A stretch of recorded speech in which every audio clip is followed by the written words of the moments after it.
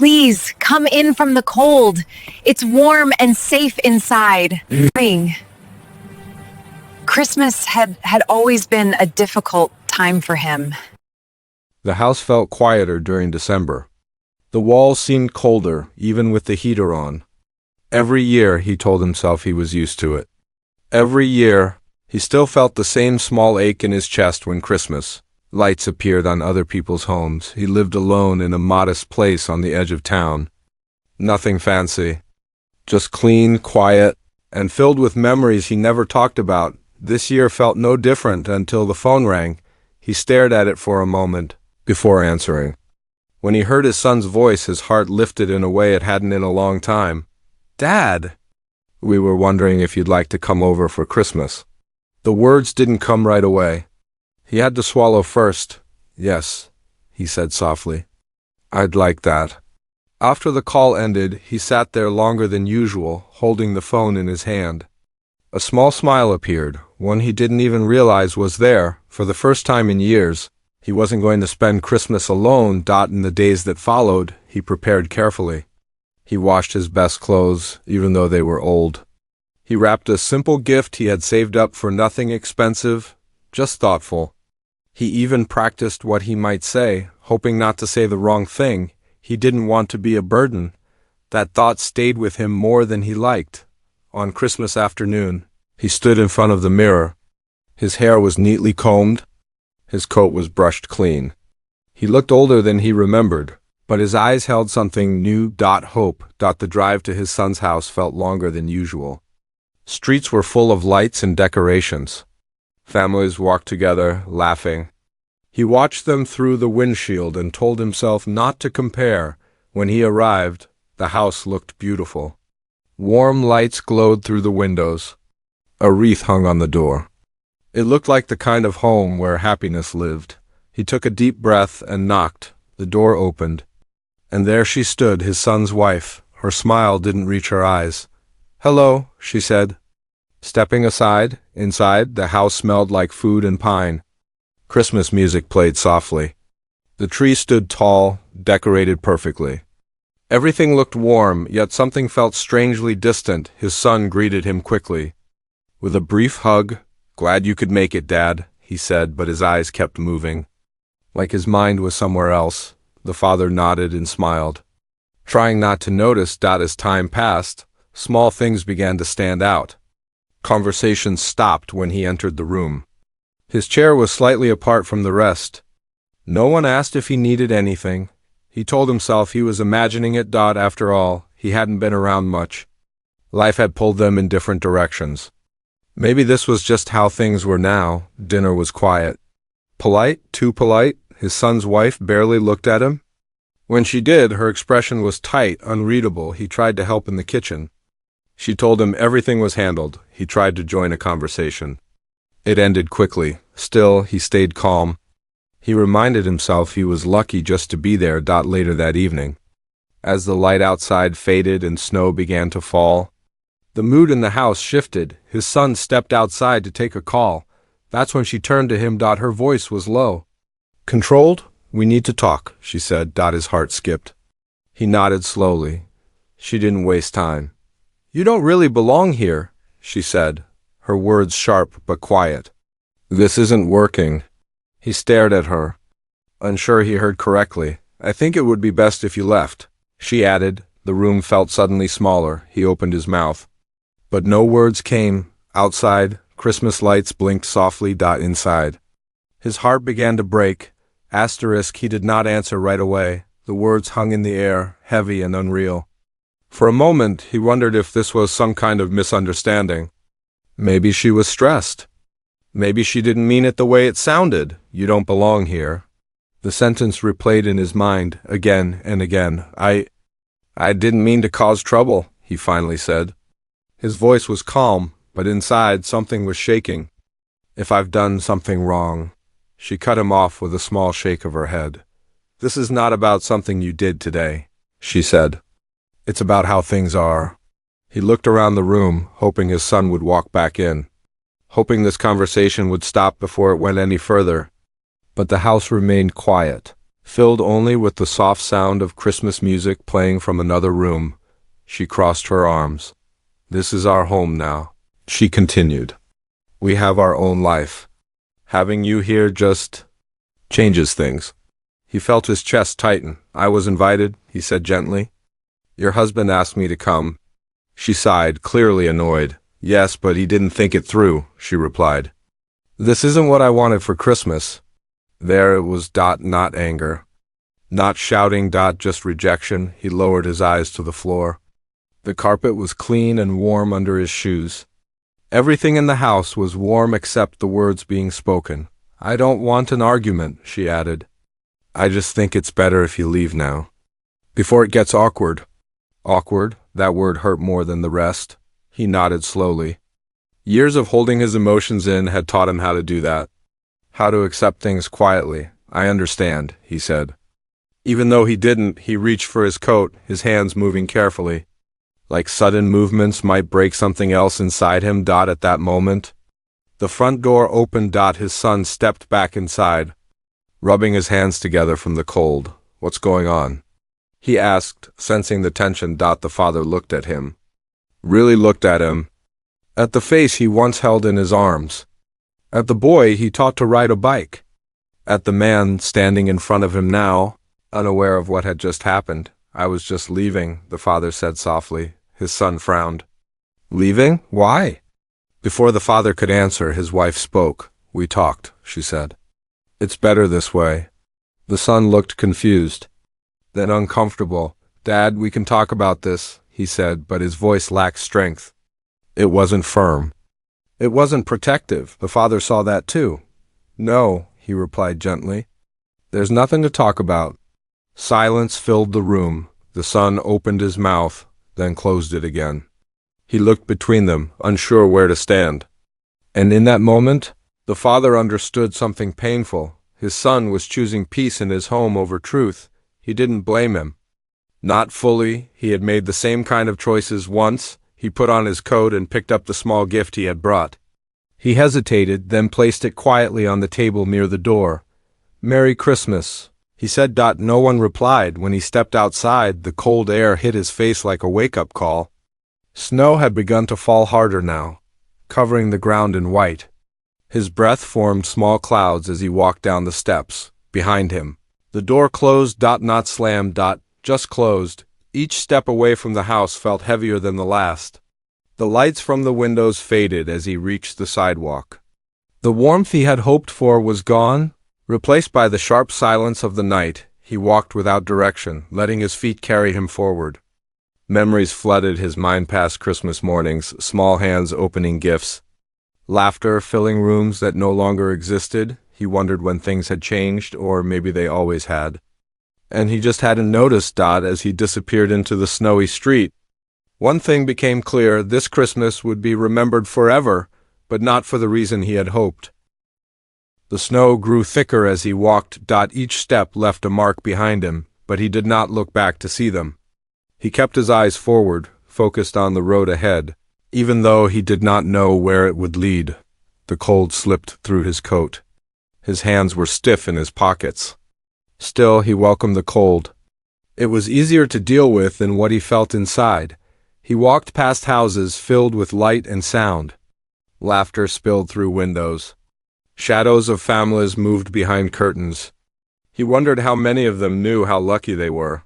Years ago, he had been the one creating those memories. He remembered holding his son's small hand while crossing this same street, teaching him how to throw a ball.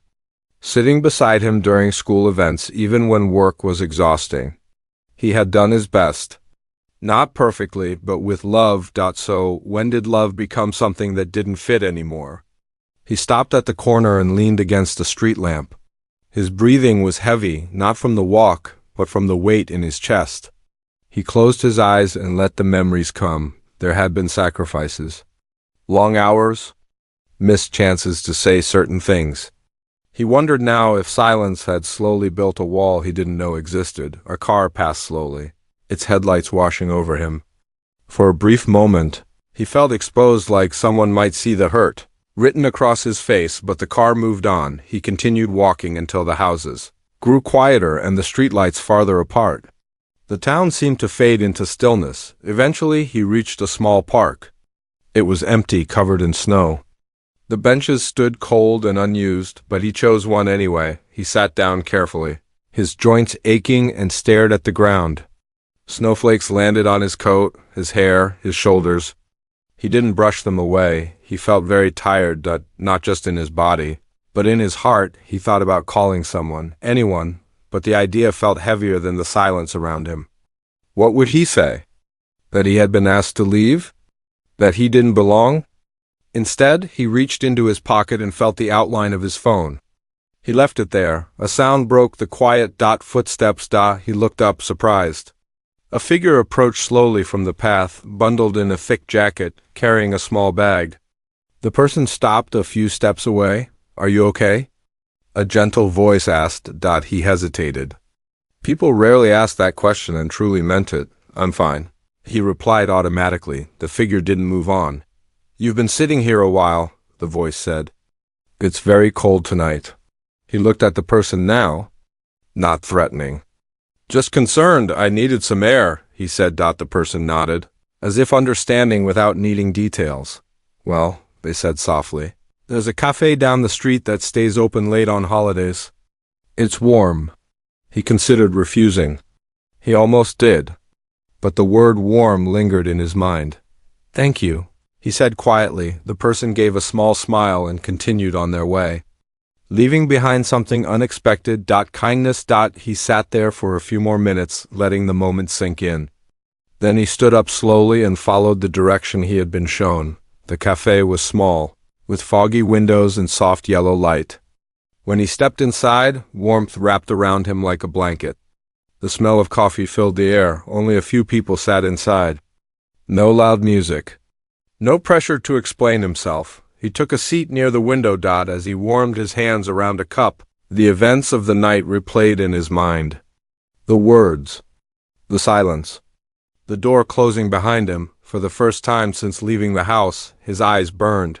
He didn't cry. Not yet, but something inside him shifted. He realized that walking away had not been weakness. It had been survival. And somewhere, in the quiet of that cafe, he understood that this night was not the end of his story. It was the beginning of something painful but honest. Outside, snow continued to fall. Inside, a broken heart waited for what would come next. Back at the house, the warmth felt different after he left. The lights were still on. The food was still on the table. The Christmas tree still sparkled in the corner of the room. But something important was missing. The father, his son, stood near the window, watching the snowfall. He hadn't realized how quickly the night had grown quiet. The house felt heavier, like the walls were holding on to something unspoken. Did you really have to say it like that? He asked, his voice low. His wife didn't answer right away. She gathered plates from the table and carried them to the kitchen, moving faster than necessary. I didn't mean to hurt him, she said finally. But it had to be said? The son turned toward her. He's my father, and this is our home, she replied. Every time he's around, I feel like I'm being judged. Judged? He repeated. He barely spoke. That's exactly it, she snapped. The quiet, the looks, the way he watches everything. The son rubbed his face with his hands. He's not like that. You don't see it because you don't want to, she said. He reminds me that this isn't just our life. That there's a past I didn't ask for. The words hit harder than she expected. Silence filled the kitchen. The son walked to the table and noticed the small gift sitting there, wrapped carefully. A simple tag attached. He picked it up. For you. The tag read. His throat tightened. He brought this for us, he said quietly. She paused, her back still turned. So? She said, so it matters, he replied. He matters. She turned around slowly. I didn't say he didn't matter. I said he doesn't belong here all the time. Especially not on a night like this. The son shook his head. It's Christmas. That doesn't change how I feel, she said. I wanted one day. One holiday without feeling like I was sharing my space with someone who never approved of me. He stared at her. Did he ever say that? She hesitated. No, she admitted. But I can feel it. The son sat down heavily in a chair. The truth was becoming clearer, and it made his chest hurt. This wasn't about something his father had done. It was about something she had decided. Minutes passed. The clock on the wall ticked loudly, marking every second of the mistake that had just been made. Where do you think he went? The son asked quietly. She shrugged. He's an adult. He'll be fine. The son stood up again, this time with urgency. He doesn't have anyone else. She looked at him then. Really looked at him. He didn't tell you that? She asked. No, he replied. Because he never complains. That realization hit them both. The son grabbed his coat. I'm going to find him. Now? She asked. Yes. Now. He stepped outside into the snow, calling his father's phone. It rang and rang. No answer. Panic crept in. He drove slowly through the streets, scanning sidewalks and bus stops. Every older figure made his heart jump. Every empty bench filled him with guilt. How had he let this happen? Images from childhood flashed in his mind: his father waiting outside school, cheering quietly at events. Always there, even when no one noticed, and tonight, when it mattered most? He hadn't been there. He stopped near a small park and stepped out of the car.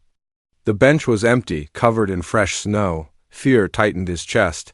Then he remembered something: a cafe down the road. His father used to take him there when he was younger, after long days. When words were hard to find, he got back in the car and drove. As he pulled into the parking lot, he saw a familiar figure through the fogged window, sitting alone. Head lowered, still there. His heart broke all over again. He parked quickly and stepped. Inside. The warmth hit him, but not as hard as the sight of his father sitting there, quiet and small against the window. For the first time that night, the truth became impossible to ignore. What had been said at that house could not be taken back, but maybe, just maybe, what came next could still matter. The bell above the cafe door rang softly as he walked in. The father did not look up at first. He sat with both hands wrapped around his cup, staring at nothing in particular. His shoulders were slightly hunched, like he was trying to take up less space. The son stood there for a moment, unsure how to begin. Dad? He finally said. The father looked up slowly. For a second, his eyes showed surprise. Then something else appeared, relief mixed with sadness. He straightened in his chair, as if embarrassed to be seen like this. You didn't have to come, the father said quietly. Yes, I did, the son replied. He pulled out the chair across from him and sat down. I should have come sooner. Silence settled between them. Not the uncomfortable kind, but the heavy kind, filled with things that had been left unsaid for too long. I didn't want to cause problems, the father said after a moment. That's why I left. The son swallowed hard. You didn't cause them. I did, the father shook his head gently. No, I knew when I came that things might be different. People build new lives. I understand that. That doesn't make it right, the son said. His voice broke slightly. I should have spoken up. The father studied his face. He saw the guilt there, clear and honest. I raised you to choose peace, the father said. Sometimes that's a hard lesson. But not at your expense, the son replied quickly. Never at your expense. The father looked away, his eyes misting. I didn't expect to feel this small again, he admitted. Not after all these years? The son leaned forward. You are not small. You never were. Tears finally slipped down the father's face. He didn't wipe them away. He just let them fall. I thought I was past needing anyone, he said. But tonight reminded me. I still do. The son reached across the table and placed his hand over his father's. It was a simple gesture, but it carried years of meaning. I need you too, he said. More than I realized. They sat there like that for a while, letting the truth breathe between them. I didn't know she felt that way, the son said quietly. About you? The father nodded. Sometimes people don't say things until they can't hold them in anymore. I should have protected you, the son said. I should have stopped it the moment she spoke. You came now, the father replied. That matters. The cafe was closing soon. Chairs were being stacked. The warmth that had comforted them began to fade. As the night moved on, "Come home with me," the son said suddenly. The father hesitated. "I don't want to make things worse," he said. "You won't," the son replied. "But even if it's uncomfortable, it's a conversation we need to have." The father studied his son's face for a long moment. Then he nodded. "All right," he said. The drive back was quiet. Snow continued to fall, soft and steady. When they reached the house, the lights were still on. Inside, the atmosphere was tense. The son's wife stood near the kitchen, her expression guarded as they entered. She looked at the father, then at her husband. "I didn't expect you back," she said. "I didn't expect to leave," the father replied calmly. The son stepped forward. "We need to talk. All of us." What followed wasn't shouting. There were no raised voices. Just honesty, uncomfortable and long overdue. The son spoke first. About boundaries. About respect. About family. The father spoke next. About feeling unwanted. About leaving to keep the peace. Finally, she spoke. About fear. About insecurity. About not knowing how to share space with someone who reminded her she wasn't in control. It wasn't an apology, but it was a beginning. Later that night, the father lay awake in the guest room. The house was quiet again, but this time it felt different. He didn't know what tomorrow would bring, but he knew one thing. Walking away had shown his son the cost of silence, and that truth would never be forgotten. Morning came quietly. Soft light slipped through the curtains of the guest room, landing on the edge of the bed. The father opened his eyes slowly, unsure for a moment where he was. Then the memories of the night before returned, every word, every pause, every feeling. He sat up and listened. The house was awake, but calm. No tension in the air. No raised voices. Just the sound of a kettle boiling somewhere down the hall. He got dressed and stepped out of the room. In the kitchen, his son stood at the counter, pouring coffee into 2 cups. He looked up and smiled, a real smile this time, not the polite one from the day before. "Good morning," the son said. "Good morning," the father replied. They sat together at the table. No rush, no pressure to fill the silence. "I didn't sleep much," the son admitted. "I kept thinking." The father nodded. "So did I." "I realized something," the son continued. "I've been trying so hard to keep everyone comfortable that I stopped paying attention to who was hurting." The father listened without interrupting. "I don't want that to be the kind of man I am," the son said. "Or the kind of son." The father looked at him with quiet pride. "Awareness is not a small thing," he said. They heard footsteps behind them. She entered the kitchen slowly, less guarded than before. She stopped when she saw them sitting together. "I made breakfast," she said after a moment. "If you'd like some." The father met her eyes. He didn't search for an apology. He didn't expect one. "Thank you," he said simply. They ate together. Not like a perfect family from a picture, but like people learning how to sit in the same space again. Later that morning, the son handed his father a small wrapped box. "I think this belongs to you," he said. The father smiled faintly. "It was meant for you." "Open it anyway," the son said. Inside was a simple photo frame, empty. "I thought we could put something in it," the son said. "Something new." The father's hands trembled slightly as he held it. For the first time in a long while, he felt included, not out of obligation, but choice. By the afternoon, the snow had stopped. The world outside looked clean and quiet. Before leaving, the father put on his coat and stood by the door. "I'll head home now," he said. The son frowned. "You don't have to." "I know," the father replied gently. "But I want to." They hugged longer this time, stronger. "I'll call you," the son said. "I'll answer," the father replied with a small smile. At the door, she spoke once more. "I don't know how to fix everything," she said, "but I'll try to do better." The father nodded. "That's all anyone can ask." When he stepped outside, the cold no longer felt so sharp. The walk to his car was steady, calm. Back home, his house still looked the same, quiet, modest, but it felt different now. He placed the empty Photo frame on the shelf. It waited. That evening, as the sun set on Christmas Day, the father sat by the window with a cup of tea. He didn't feel joy in the loud way people talked about, but he felt something deeper. Peace. He had learned that love does not always come wrapped perfectly. Sometimes it arrives late. Sometimes it hurts first. And sometimes walking away is what teaches others how much you mattered. This Christmas wasn't about gifts or decorations.